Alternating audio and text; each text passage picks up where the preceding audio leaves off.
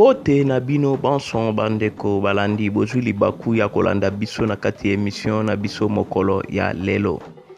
Mokolo ya lelo na calendrier africain tozali bongo mokolo mwa nkonso mwa zomi na misatu sanza ya zomi na moko mobu kama yako na tuku misatu. Tobandi sikoyo bopemi ya minei na kati ya eleko ya kisiu. Oyo ekei bongo kobala na calendrier gréco-romain oyo tozali mardi le 16 juillet 2019.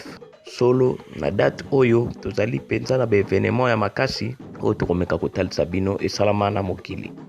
16 juillet na l'an 622, prophète mahomet asalaka fuite de Mecque à Médine. Yango nde ezali début ya ère musulmane. Na kobanza na bémission na biso mosusu elekaka tolobelaka bino likambo ya ligne de temps ke batu na batu baza na ligne de temps na bango oyo ya ba musulman ezobanda nde na l'an 622.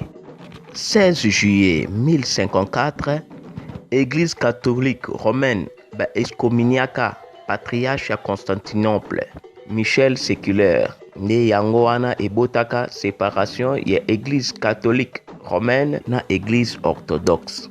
Nde schisme ya munene esalamaka na 1054. Tozwaki lisusu mituna ya bandeko oyo basilaki kotuna biso soki tosilisi dernier mois ya année eke mbula ebeti te tokobanda kokonte ba jour to tobandi nouvel an ekozala te tokosala ndenge nini matondo mingi.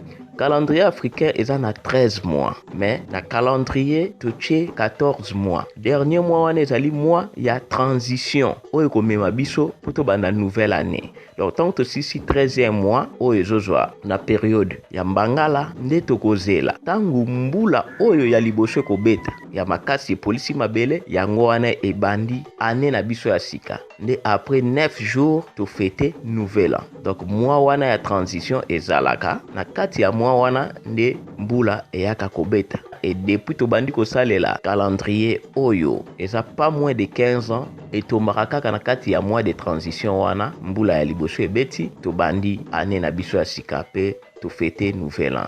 Wana mai oyo tokokai kotalisa na bino na mokolo ya lelo. Mbotama elamu na baebanso babotami na mokolo ya lelo pe mokolo malamu ya nkonso na bino banso pe bopemi oyo ezala ya malamu pe ya mapamboli na kati na mabota na bino na kombo ya fumukimbangu balongo ya balongo pe bakoko nde tomonani na manaka ezali koya.